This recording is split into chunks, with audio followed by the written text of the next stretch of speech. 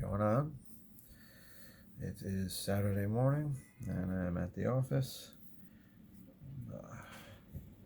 sporting a slightly more put together look today, and I am smoking another one of the Opus X Forbidden X 13, and this is, as you can see, a Churchill, but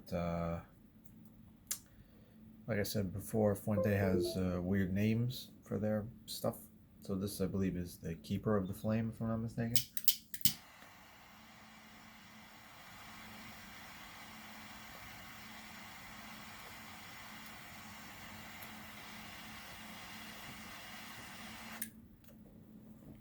So I spoke about this already.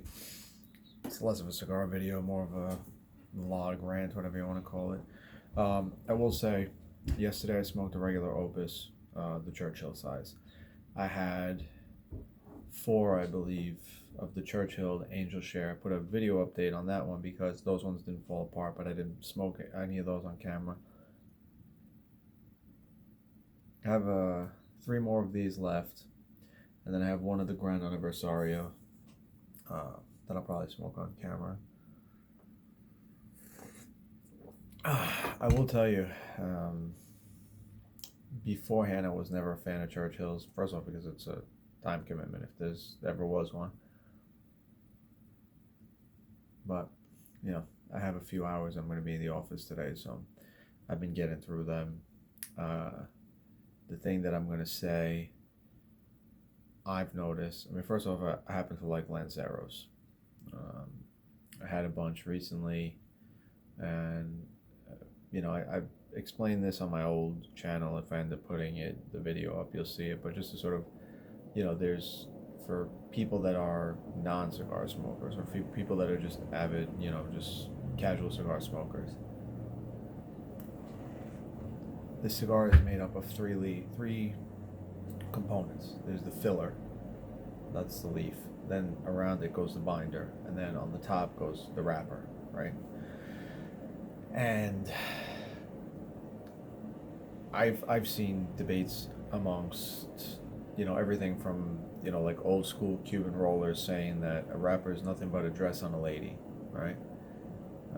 It's more about looking good than it is about what's underneath. And the same goes vice versa. I've heard it from, you know, top level manufacturers, company owners, etc. So, from my own research and experience, right? And I did this one time, by the way. If you really want to tell the difference that the wrapper gives, you can actually take a cutter. You can score the wrapper and pull about 2 inches of the wrapper off, and then smoke it, and then when it hits the wrapper, you'll see the difference, right? But the biggest percentage of tobacco in a cigar is the filler, okay?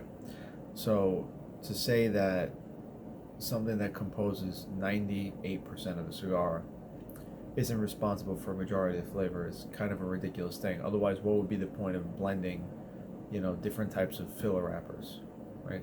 Plenty of people do that, right? And then they put a different type of binder and then a different type of wrapper. So what I will say is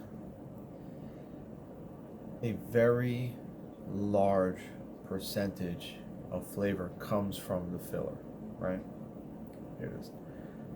The strongest flavors come from the wrapper, right? So it's the strongest. If it was all wrapper, it would taste, you know, overwhelming and overbearing, right? It's not. So what happens is, not in terms of length, but when you have the different gauge sizes, it's going to change the flavor of the cigar, even if it's, so if you have a Lancero or, you know, like a Petit Corona or something, it's a very narrow gauge, okay?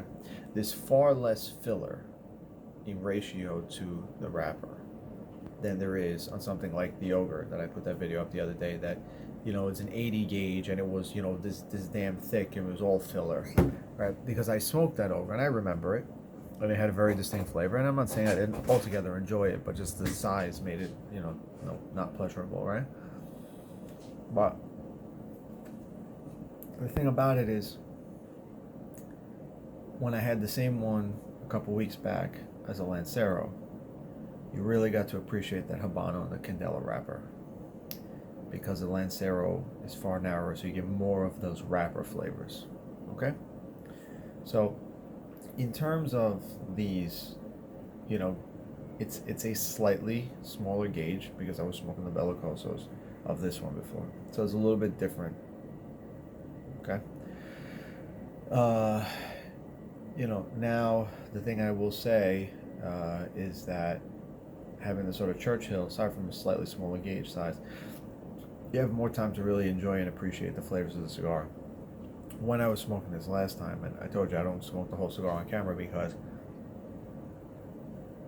my videos are just 10 minutes as it is, and not that I really, you know, doing it for any specific reason, but, you know, people have short attention spans. They don't want to watch forever, right?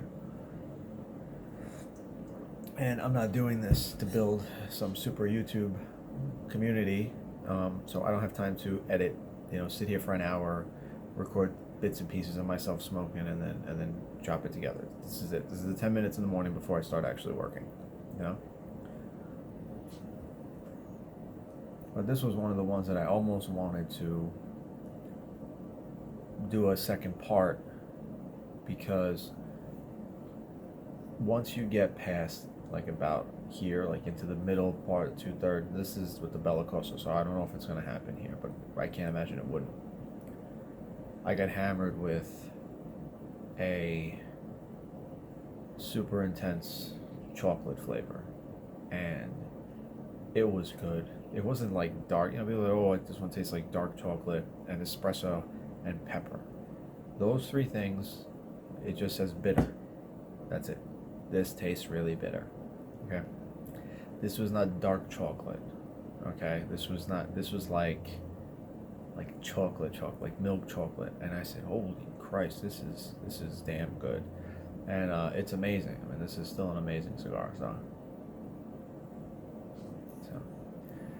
and you know, I really wasn't planning on doing a video today, but I figure I'm going to be smoking for a little bit before I start. I got my coffee, and you know, I got a long day ahead of me, but you know, business is starting to pick up a little bit again, but you know, this COVID stuff really hurt a lot of people, and you know, I'm doing 2 and 3 different jobs, completely separate industries from one another, and you know, feeling it across the board. So I mean, you know, I hope everybody stays healthy. I hope nobody lost any family members, and you know, outside of that, I hope this thing is done.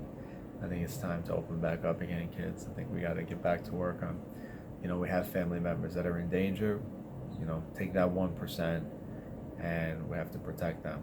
You know what I mean? But you got to stop holding 99% of the population hostage to save that 1%. It's easier to protect that 1%, but we're all losing our livelihoods, you know what I mean? So I think it's time for everybody to, you know, you're gonna have to let us out. So, but you know what, that's just my opinion, and opinion is opinion. I'm also very dissatisfied with the way things have gone down in New York. I'm actually considering moving out of New York, and I have been for a little while now, so I think this has kind of solidified it for me, and you know, we'll see. But anyways, that's enough of my rant. I gotta get to doing my work. So you know, I hope everyone's healthy. I hope everyone ends up having a good weekend. I hope everyone has a pleasurable Memorial Day. We'll see. I don't know what I'm gonna do this week. Monday, my brother might come by, and we were considering smoking the Purple Rains, but I don't know if I want to do that just yet. So that's kind of up in the air. We'll see. We'll see what happens. But if I do, you better know it'll be on camera. All right, guys. Have a good one.